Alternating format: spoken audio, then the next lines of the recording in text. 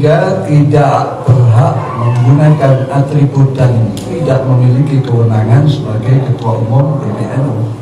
Dan sejak saat itu kepemimpinan pengurus besar Nahdlatul Ulama sepenuhnya berada di tangan Rais A. Sebagai mandataris, ya, tidak mungkin bisa diberhentikan kecuali melalui muktamar. Saya diminta mundur dan saya menolak mundur. Saya menyatakan tidak akan mundur dan saya tidak bisa diberhentikan kecuali melalui muktamar.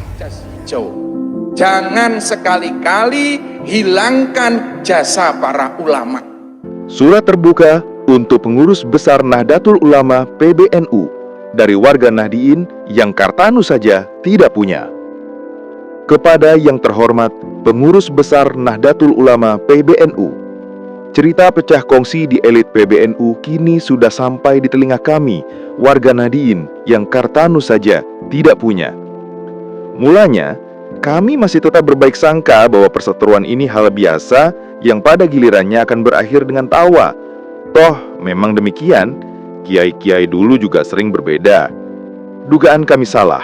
Hari demi hari kami disuguhi kabar tentang ketidaksepahaman yang semakin meruncing. Ya, NU bukan lagi seperti kereta api sebagaimana Kiai Ahmad Shiddiq sampaikan. Tapi kali ini, NU sudah seperti koper yang bebas diisi apa saja oleh pembawanya, dan NU juga seperti taksi yang bebas dibawa kemana saja oleh penyawanya. Tapi kami masih mencoba tetap berbaik sangka dan memilih diam. Kami masih memilih untuk menahan diri untuk mengomentari PBNU dan silang pendapat yang terjadi pada para kiai. Kami masih teringat ucapannya Gus Mus, kalau NU itu milik Allah. Sejenak dawuh Gus Mus membuat tenang kami bahwa NU memang akan baik-baik saja. Lagi-lagi Anda yang di PBNU masih melakukan manuver satu sama lain, saling klaim paling benar, satu sama lain merasa paling dizalimi, hingga saling klaim paling sah dalam urusan keorganisasian. Pak Kiai, hati kami tersayat membaca unggahan-unggahan di media sosial. Air mata kami tumpah membaca kolom-kolom komentar. Pak Kiai, di media sosial NU jadi sasaran empuk dengan komentar-komentar negatif, dan para kiai dihujat tanpa ampun. Kami pun mencoba melawan, karena kami masih meyakini kalau yang tampak di dunia maya bukanlah yang sebenarnya.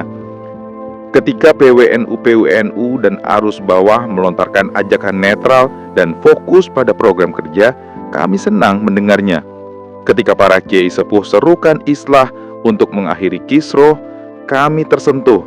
Ya, kami sedikit lega bahwa sebentar lagi semuanya akan baik-baik saja seperti sedia kala. Seruan PWNU, arus bawah, dan kiai sepuh untuk islah kami kira akan diterima sebagai masukan. Elit PBNU akan melunak memilih berdamai demi keberlangsungan organisasi tercinta ini. Ternyata tidak. Anda sekalian semakin memperkeruh suasana, berebut paling benar dan berlomba-lomba mengumbar aib masing-masing. Pak Kiai, sadarkah kalau itu justru merusak marwah organisasi ini? Kami sedih menyaksikan semua ini. Apalagi kabar yang bergulir, kekisruhan ini bukan soal perdebatan keilmuan, tapi bagaimana mengelola tambang. Padahal, kalau boleh jujur, kami sejatinya tidak setuju PBNU menerima konsesi tambang. Lagi-lagi kami mencoba berbaik sangka. Barangkali ada nilai maslahat yang diperjuangkan, dan warga NU seperti kami ini belum sampai ke situ memahaminya. Meski penjelasan-penjelasan dari PBNU soal tambang sama sekali tidak memuaskan, kami masih mencoba menerimanya. Apalagi konflik yang saat ini terjadi adalah soal berebut pengelolaan tambang. Narasi soal tambang ini sudah muncul di mana-mana. Kami mencoba percaya kalau semuanya hanyalah framing semata. Tapi semua sia-sia setelah kubu masing-masing terus-menerus melancarkan serangan, aib-aib diumbar ke publik tanpa rasa malu. Lantas, bagaimana kami percaya kalau pengelolaan tambang ini demi kemaslahatan, kalau kalian saling berebut paling benar satu sama lain? Bahkan demi tambang kalian saling bertikai dan membuat organisasi ini kehilangan marwahnya di hadapan publik. Seruan PWNU tak kalian hiraukan, seruan Nahdiyin kalian biarkan, Kemudian seruan Kiai Sepuh juga diabaikan. Bukannya islah, kalian malah saling menunjukkan siapa yang paling punya legitimasi dalam organisasi.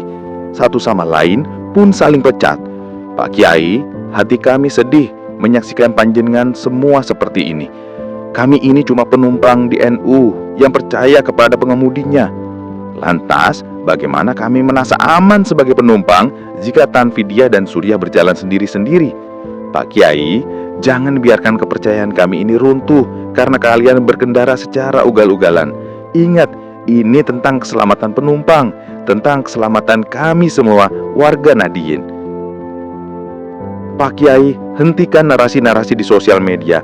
Serukan kepada para pendukung Anda untuk berhenti bersuara, berhenti melakukan pembelaan satu sama lain yang justru memperburuk citra organisasi tercinta. Pak Kiai, cobalah istirahat sejenak, tenangkan hati dan pikiran seraya menunggu secangkir kopi. Lalu berbincanglah dengan para Kiai Sepuh, minta masukan dan doa agar semuanya selesai dengan segera. Jujur, sebagai warga Nahdien yang Kartanu saja tidak punya, kami memendam banyak sekali kesedihan menyaksikan elit PBNU yang di abad kedua ini bisa dikatakan berada pada titik kritis. Kami hanya ingin, mari kembalikan organisasi pada rel sebenarnya. Lihatlah ranting NU yang begitu sibuk berkeliling menjual kalender. Untuk suatu acara, mereka merogoh koceknya satu sama lain. Mereka benar-benar menghidupi NU dengan cara yang sederhana dan apa adanya. Pak Kiai, sesekali menengoklah ke bawah. Barangkali kalian tersadar dan kemudian memilih jalan islah. Pak Kiai, kami sudah lelah disuguhi kabar tentang elit PBNU yang membuat dada kami sesak. Sudah cukup kabar tentang bendahara PBNU terjerat kasus korupsi, tentang PBNU yang menjadi centeng oligarki dan bermain dalam perhelatan pilpres secara diam-diam, tentang pengurus PBNU yang menjadi komisaris tambang nikel di PT GAK yang merusak indahnya Raja Ampat, tentang pengurus PBNU yang pro-Israel, tentang ketidakharmonisan antar pengurus, tentang pisah jalan Tanfidiah dan Suriah, tentang elit PBNU yang hari ini berebut tambang, dan lain sebagainya. Sudah cukup, kami tak sanggup lagi menampungnya. Kami yakin Pak Kiai sudah paham betul kalau di NU itu adalah berkhidmah bagaimana menghidupi NU, bukan mencari suaka di NU. Karenanya, kami tak perlu mengingatkan kembali nasihat dari Hadratus Syekh Kiai Haji Hashim Asy'ari, Kiai Haji Wahab Hasbullah, Kiai Haji Bisri Syansuri, Kiai Haji Ridwan Arullah, Kiai Haji As'ad Samsul Arifin, Kiai Haji Ali Maksum, dan seterusnya. Pak Kiai, kalau seruan dan masukan dari unsur NU tak kalian dengar, justru semua kekeseruan ini masih berlanjut dan terus bergulir. Percayalah, kami Nahdien tetap percaya kalau NU milik Allah dan akan dijaga olehnya. Tapi kalau pengurusnya, hanya Allah yang tahu. Terima kasih. Sekian surat terbuka dari kami, warga Nahdien yang Kartanu saja tidak punya.